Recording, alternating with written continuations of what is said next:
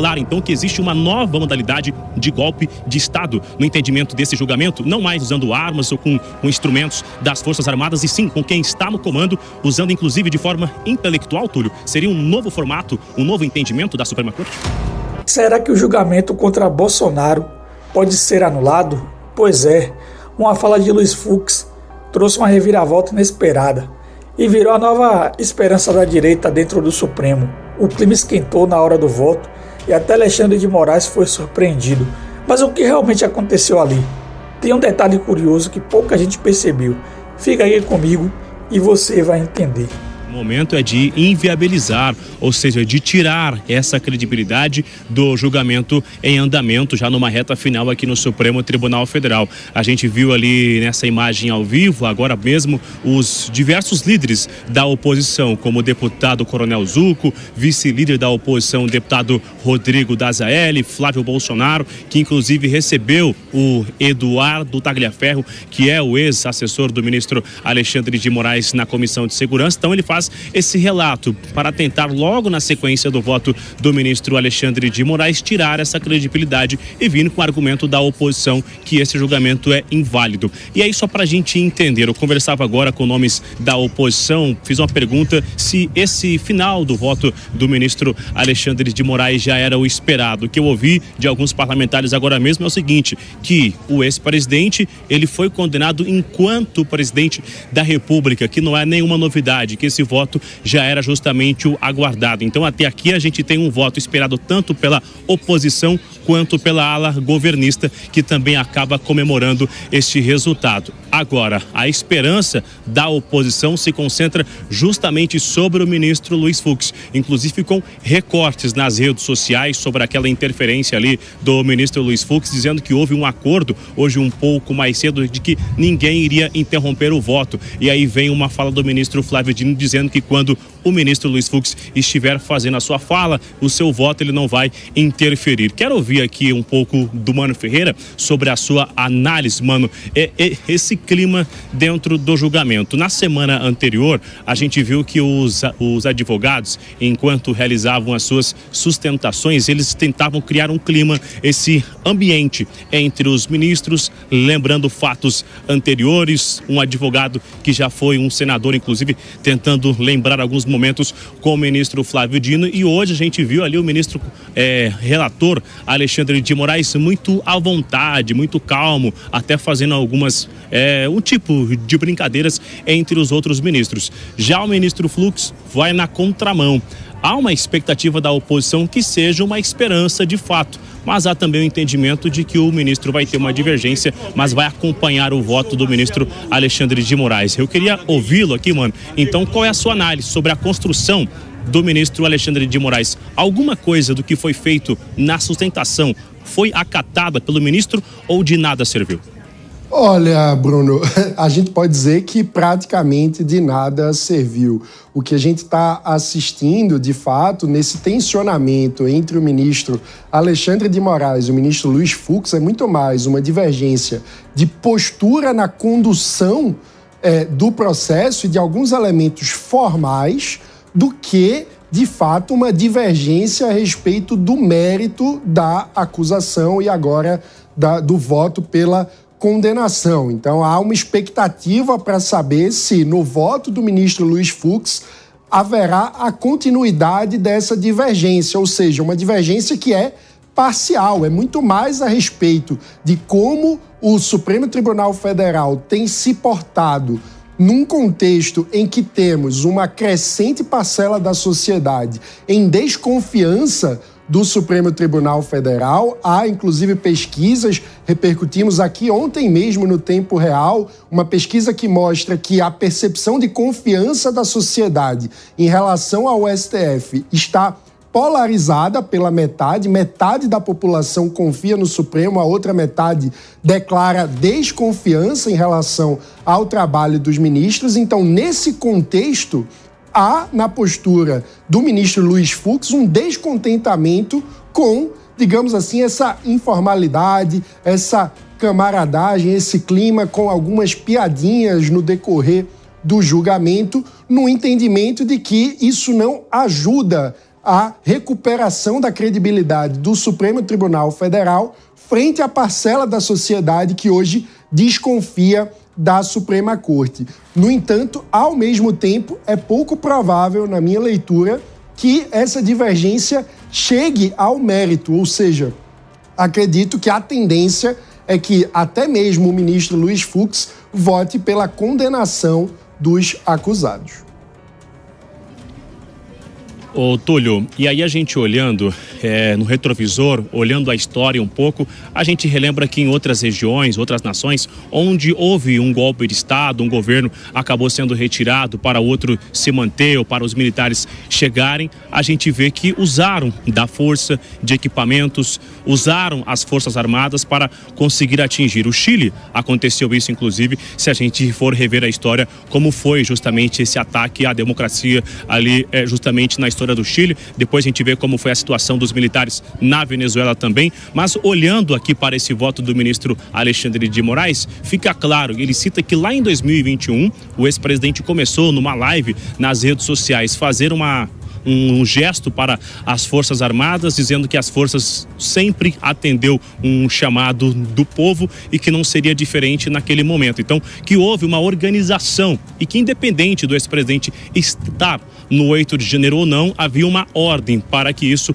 acontecesse. Fica claro, então, que existe uma nova modalidade de golpe de Estado no entendimento desse julgamento, não mais usando armas ou com instrumentos das Forças Armadas, e sim com quem está no comando, usando inclusive de forma intelectual, Túlio. Seria um novo formato, um novo entendimento da Suprema Corte? Olha, Bruno, a sua pergunta é muito interessante e certamente ela vai virar uma pergunta para as faculdades de Direito. Nós estamos vivendo aqui um paradigma jurídico, um grande exemplo, um grande case jurídico para as próximas gerações. Por quê? Na verdade, na história do Brasil, nunca se discutiu até que ponto é uma cogitação de golpe ou é um início de atos de execução de golpe. Como você muito bem colocou, tipicamente, o exemplo clássico de um golpe de Estado ou de uma tentativa de golpe de Estado envolve obrigatoriamente o uso de forças armadas. Então, no 8 de janeiro, não haveria ali forças armadas naquele ato e também não haveria sequer autoridades a serem depostas. Por essa razão, o argumento da oposição, dos advogados de defesa, é que seria um crime impossível, que não houve sequer tentativa, porque não havia o elemento da chamada violência ou grave ameaça, que deve configurar ou não ao início de uma tentativa de golpe de Estado. Agora, o que nós vemos hoje, em tempos de redes sociais, em tempos modernos, é o fato de que lives, de que publicações, de que incitações poderiam já configurar essa grave ameaça. Eu entendo que é muito frágil esse tipo de configuração, porque você pode, Bruno, começar a criminalizar qualquer tipo de manifestação política. A manifestação política pode ser interpretada como uma coação ao judiciário, da mesma forma que pode ser interpretada como uma incitação contra o Estado de Direito, contra o funcionamento das instituições. Então, esse tipo de interpretação elástica, ela é perigosa, porque ela pode valer tanto para um lado quanto para o outro. De qualquer sorte, o ministro Alexandre de Moraes tentou ali, com um esforço hercúleo, demonstrar várias passagens, vários atos de Jair Bolsonaro e da cúpula do governo federal que levavam a essa grave ameaça. Ele diz que não é meramente uma live, é uma live em que ele ameaçava o Supremo Tribunal Federal, dizendo que não ia aceitar mais certas posturas do Supremo Tribunal Federal. Da mesma forma, naquela manifestação no 7 de setembro. Então, até que ponto nós estamos diante do campo da cogitação e do início de uma execução de uma grave ameaça a um Estado democrático de direito, é uma linha muito tênue, Bruno. Nós certamente estamos criando não só a história política, como a história do direito nesse caso, tanto no Brasil quanto no mundo. A história sendo escrita, de fato, a gente vai acompanhando aqui em tempo real, ainda segue essa movimentação aqui no Supremo Tribunal Federal. Antes de voltar a São Paulo, quero só repercutir, conversava agora aqui com o deputado Rogério Correia, que é aliado do governo, esteve aqui dentro do Supremo, inclusive acompanhando o julgamento. Eu fiz um questionamento a ele sobre o voto do ministro Alexandre de Moraes. O que eu ouvi é, sim, muito consistente e completo. De um outro lado da oposição, converso agora com o deputado capitão Alden, me dizendo que sim, o voto sem novidades. E aí vem essa repercussão com vários outros parlamentares, deputado Orlando Silva, Chico Alencar, que vão na mesma linha de que não houve nenhuma novidade no voto do ministro Alexandre de Moraes. Então a expectativa agora é justamente para os outros votos, para os outros ministros acompanhando ou não o relator. Lembrando, somente o ministro Flávio Dino e o ministro Luiz Fux são juízes que atuaram na carreira de juízes. Os outros são advogados, ex-ministros de Estado. Então, a expectativa sobre a consistência do voto, tanto do ministro Flávio Dino quanto também do ministro Luiz Fux. Márcia Dantas. Obrigada, Bruno Pinheiro. Continua daí, por favor. Eu quero ouvir agora o Mano Ferreira sobre a expectativa desses próximos votos. Eles devem seguir uma linha mais dura, mais rígida, como a de Alexandre de Moraes, ou deve suavizar? Eu sei que o ministro Flávio Dino tem uma linguagem dele, né, que é mais engraçada mesmo, que acaba realmente fazendo algumas piadas durante o discurso. Deve suavizar ao final da tarde ou deve continuar nessa pegada mais intensa, Mano Ferreira? Olha, Márcio, tudo indica que a pegada vai continuar intensa, porque o ministro Flávio Dino tem posições conhecidas a respeito dessa trama golpista. Inclusive, ele era ministro da Justiça durante o 8 de janeiro e se tornou um personagem extremamente polêmico, inclusive em função daquelas declarações a respeito das câmeras dos palácios que teriam as gravações excluídas, e ele tratou disso com um certo deboche enquanto era ministro da Justiça. Então, é muito provável que o ministro Flávio Dino siga essa linha. Eu confesso que há alguma expectativa a respeito de qual será a linha argumentativa adotada pelo ministro Cristiano Zanin, que durante a sua trajetória como advogado sempre teve uma linha mais garantista, digamos assim, né? Quando a gente pensa que no direito há a tradição dos acusadores ligados ao Ministério Público, é o caso da carreira do ministro Alexandre de Moraes, e há a carreira, né, a tradição daqueles que são mais ligados a uma visão garantista, que costumam ser os advogados de defesa. Essa é a trajetória de Cristiano Zanin, que inclusive foi mencionada algumas vezes até por advogados que disseram, né, que tentaram apelar ao ministro Cristiano Zanin no sentido de que, olha, o senhor já esteve no nosso lugar na ocasião em que Cristiano Zanin era o advogado de defesa do presidente Lula. Pois é, a gente lembra desse pequeno detalhe, né? Agora vamos falar com o Túlio Nasser exatamente sobre essa expectativa da narrativa.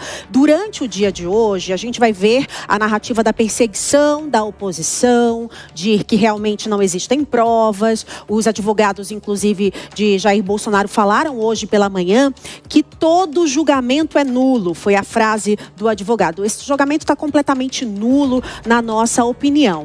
E, inclusive, eles fizeram um pedido também, Túlio Nasser, para que Jair Bolsonaro saia da prisão domiciliar e vá fazer uma cirurgia para retirada de algumas pintas, que não se sabe ainda se são malignas ou benignas. Então, a defesa vai andar para esse lado ali da saúde de Jair Bolsonaro pós-condenação. Quais podem ser os efeitos disso? Mesmo com a condenação vindo, ele pode ficar numa prisão domiciliar, ele pode ser levado para a Papuda, ele terá algum tipo de cela especial? O que a gente pode prever nos próximos momentos aí desse julgamento, Túlio Nasser? Olha, Márcia, esse tabuleiro que está posto nesse julgamento, ele é bastante interessante e peculiar. Porque, como eu disse aqui no início da transmissão, é um julgamento que não termina agora, né? É um julgamento que vai se estender por conta da discussão do PL da anistia. Não podemos nos esquecer disso. Então, a estratégia da defesa, a estratégia da oposição política, exatamente vai nessa linha de vitimizar Jair Bolsonaro, de colocar Jair Bolsonaro como um mártir, de aquecer as turbinas para esse PL da anistia, porque após o julgamento, cujo resultado praticamente a sociedade já sabe, e não é por conjectura, não, é pelo julgamento dos atos de 8 de janeiro, dos outros réus. Então, por essa razão, o óbvio lulante é que a oposição, os advogados de defesa, façam ainda essa tentativa política de sensibilização da sociedade para que os próximos passos, no caso, no parlamento, sejam favoráveis a Jair Bolsonaro. Agora, no julgamento em si, caberá ainda recurso, mesmo que não haja divergência, porque cabe o chamado embargos de declaração. Então, o cumprimento da pena de Jair Bolsonaro não será feito agora, Márcia. Então, não haverá aí na sexta-feira, que é a data prevista para o último voto, uma prisão de Jair Bolsonaro para cumprimento de pena. Ainda cabe os embargos de declaração. E também não acredito que haverá um acirramento em relação às medidas cautelares, porque hoje ele está em prisão domiciliar por conta de uma cautelar e não por conta deste julgamento de mérito.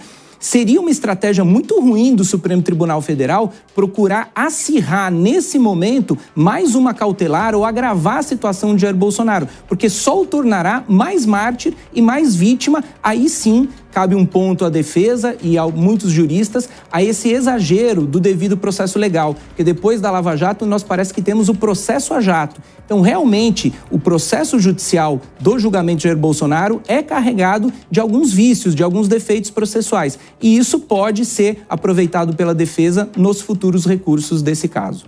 A postura mais séria de Luiz Fux pegou todo mundo de surpresa, enquanto Alexandre de Moraes mostrava uma certa tranquilidade, até fazia piadas.